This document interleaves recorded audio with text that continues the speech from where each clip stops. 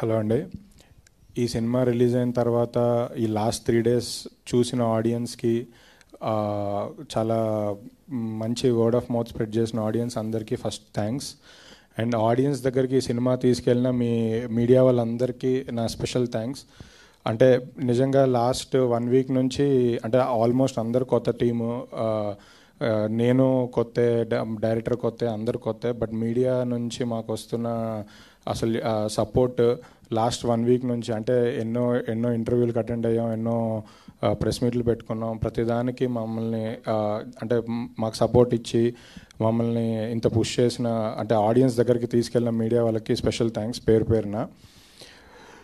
ఈ cinema first Dushyant వచ్చి అంటే కథ నాకు చెప్పినప్పుడు నాకు కథలో తనలో దుష్యంత్లో చాలా జెన్యూనిటీ కనిపించింది. అంటే ఈ కథలో చాలా సిన్సియర్గా తను రాసుకున్న ఎలిమెంట్స్ అంటే చాలా రియలిస్టిక్గా న్యాచురల్గా రాసుకున్న ఎలిమెంట్స్ అవన్నీ బాగా నచ్చి ఈ సినిమా చేద్దాం అనుకున్నాను. దాని తర్వాత నన్ను చాలామంది క్వశ్చన్ అడిగారు. అంటే యాక్చువల్లీ మా సినిమా షూట్ స్టార్ట్ అయిన ఫస్ట్ డే నేను అసోసియేట్ అయి ఉన్న డీజే టిల్లు రిలీజ్ అయింది. అది అప్పుడు పెద్ద హిట్ అయింది. తర్వాత సినిమా షూట్ ఎండింగ్లో ఉన్న టైంలో బేబీ రిలీజ్ అయింది. బేబీ సూపర్ హిట్ అయింది. అంటే ఈ 2 సినిమాలకి నేను అసోసియేట్ అయ్యి ఉన్నాను. దాని తర్వాత అడుగుతున్నారు అందరూ ఏంటంటే అదేంటి నువ్వు అంత పెద్ద బ్లాక్ బస్టర్ సినిమాలు చేస్తావు అంటే ఆ 2 వేరు జానర్స్, డీజే టిల్లు కానీ బేబీ కానీ, ఇలాంటి పెద్ద పెద్ద సినిమాలకు అసోసియేట్ అయి ఉన్నావు, ఆల్రెడీ ఇంత సక్సెస్ చూసేస్తున్నారు, మరి ఇప్పుడు అంబాజీపేటకి అంటే అలాంటి సబ్జెక్ట్ ఎందుకు ఎంచుకున్నావు అని. బేసికల్లీ ఈ సినిమా ఒక జెన్యూన్ సినిమా. అంటే అవి వేరే జానర్ సినిమాలు. బట్ ఈ సినిమా నేను ఫస్ట్ నమ్మింది ఏదైతే కంటెంట్ నేను నమ్మానో, ఏదైతే డైరెక్టర్ని బిలీవ్ చేశానో, ఏదైతే ఆర్టిస్టులని బిలీవ్ చేశానో, టెక్నీషియన్స్ని బిలీవ్ చేశానో, అందరూ కొత్త వాళ్ళు, వీళ్ళందరినీ బిలీవ్ చేశానో లేదు ఇది అలాంటి సినిమా కాదు. బట్ ఈ సినిమాకంటూ ఒక స్టాండ్ ఉంటుంది. ఈ సినిమా ఇది ఒక అంటే మ్యాక్సిమం ఎఫర్ట్స్ పెట్టి దీన్ని ఒక బెస్ట్ డెలివరీ ఇద్దామని ఫస్ట్ నుంచి నేను నమ్మాను. నిజంగా నా నమ్మకాన్ని వీళ్ళందరూ కలిపి నిలబెట్టారు. అంటే ఒక కొత్త డైరెక్టర్ తను రాసుకున్నప్పుడు అంటే తను చాలా తక్కువ మాట్లాడతాడు. అంటే అసలు నరేషన్ ఇస్తున్నప్పుడే తను చెప్పే సగం మాటలు మనకి వినపడవు, అంత చాలా స్లోగా చెప్తుంటారు అండ్ కొంచెం తడబడుతుంటారు. సో కానీ ఆ డైరెక్టర్ కానీ తర్వాత డిఓపి ఫస్ట్ నాకు డైరెక్టర్ డిఓపిని తీసుకొచ్చి, సార్ నా ఫ్రెండ్ సార్ ఎప్పటి నుంచి మేము ట్రావెల్ అవుతున్నాము, కొత్త డిఓపి సార్ చేద్దాం అనుకుంటున్నాను అన్నారు. తర్వాత అందరూ టెక్నీషియన్స్, ఈ సినిమాకి పనిచేసిన ఆర్ట్ డైరెక్టర్ కానివ్వండి, ప్రతి ఒక్క టెక్నీషియన్స్ అందరూ ఆల్మోస్ట్ కొత్త వాళ్ళు.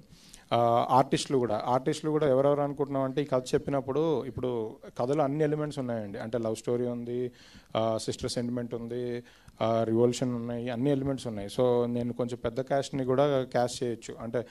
కానీ డైరెక్టర్ ఫస్ట్ నుంచి సెలెక్ట్ చేసుకొని ఆర్టిస్ట్ని వీళ్ళతోనే చేద్దాము అని ఫస్ట్ నుంచి ఫిక్స్ అయి ఉన్నాడు.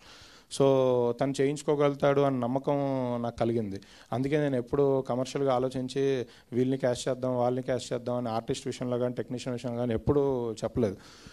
తర్వాత సినిమా షూట్ అంతా అయిపోయిన టైంలో కూడా నేను ఎప్పటికప్పుడు రషెస్ చూసుకుంటున్నా, ఎడిట్ చూసుకుంటున్నప్పుడు నేనే సర్ప్రైజ్ ఫీల్ అయ్యేవాడిని. అసలు అదేంటి మనం అనుకున్న దానికని చాలా బాగా చేసామని.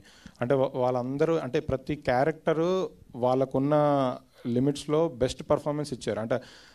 అంటే ఎడిట్ టేబుల్లో నాకు తెలిసి ఎడిటర్ కూడా కట్ చేస్తుంటే ఇప్పటికీ మా దగ్గర కొంచెం ఫుటేజ్ ఉంటుంది. అసలు ఇది ఎందుకు తీస్తావు అని అడుగుతుంటారు. అంటే ఆ సీన్ ఇండివిజువల్గా చూస్తే ఏది తీయాలనిపించదు, అంత బెస్ట్ పర్ఫార్మెన్స్ ఇచ్చారు. ప్రతి చిన్న క్యారెక్టర్ కూడా వాళ్ళ మార్క్ వేసుకున్నారు.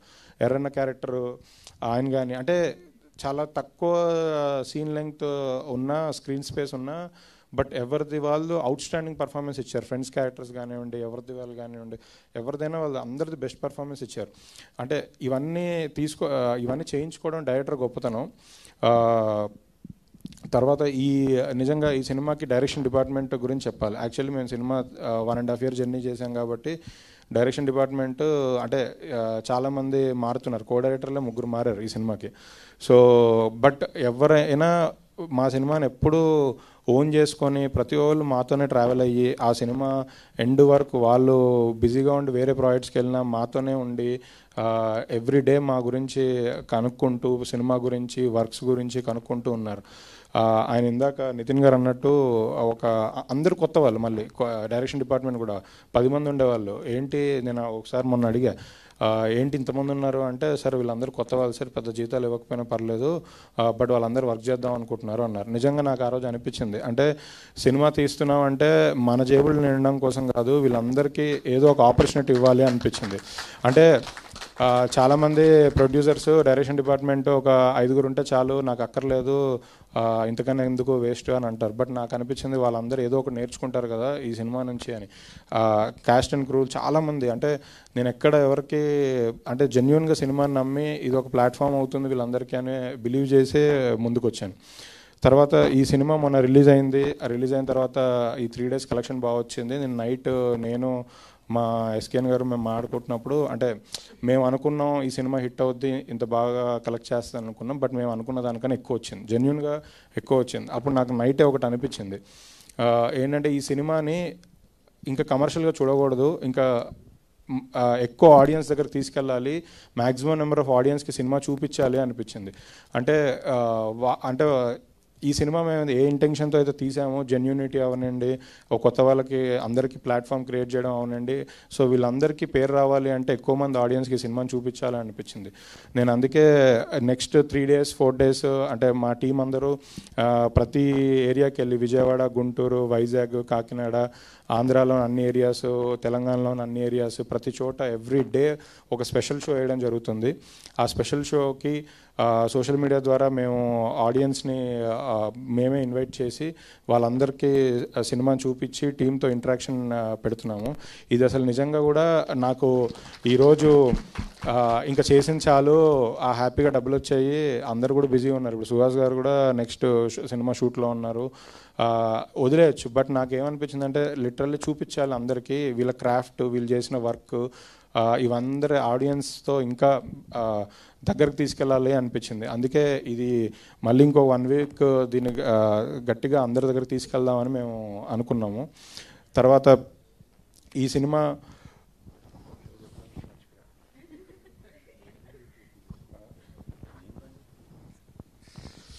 సరే అండి, ఎలానో క్యూఎండే ఉంది కదా, అప్పుడు మాట్లాడదాం, మర్చిపోయా.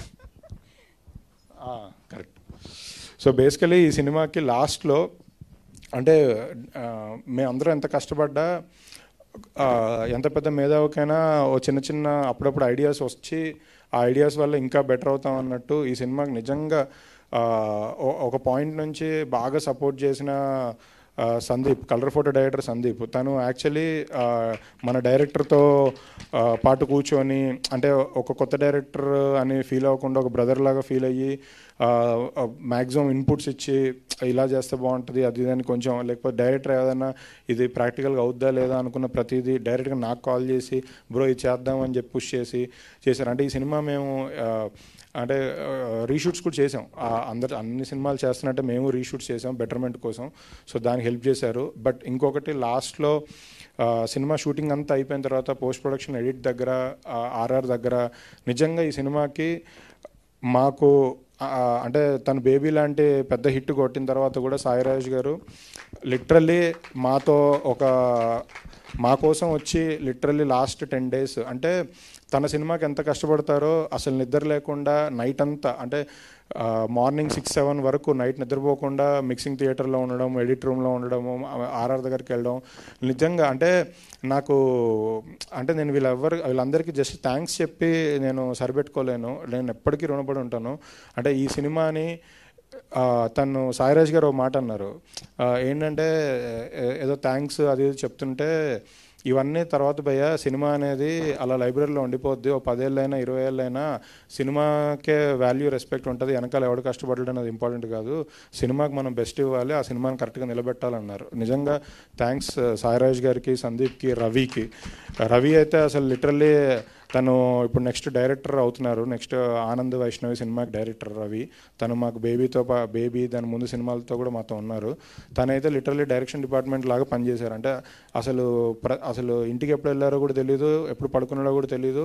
పాపం వాళ్ళ ఇంట్లో వాళ్ళకి కొంచెం హెల్త్ బాగాలేదు, అయినా సరే కాల్ మాట్లాడుతూనే ఇక్కడ వర్క్స్ అన్నీ చూసుకున్నారు. నిజంగా వీళ్ళ లాస్ట్ మినిట్లో నాకు హెల్ప్ చేసిన అందరికీ మా సైడ్ నుంచి, అంటే అరవింద్ గారు నాకు ఫస్ట్ నుంచి సపోర్ట్ ఇచ్చారు, తర్వాత వాసు గారు, తర్వాత ఎస్కేఎన్, వీళ్ళందరికీ అసలు ఒక సపోర్ట్గా నిలబడ్డారు. మా పొలిమేర డిస్ట్రిబ్యూటర్ చేసిన వంశీ, వీళ్ళందరూ రోజు నాతో పాటే ఉండి లాస్ట్ నాకు సపోర్ట్ ఇచ్చి నిలబెట్టారు. వాళ్ళందరికీ నిజంగా హార్ట్ఫుల్లీ థ్యాంక్ యూ.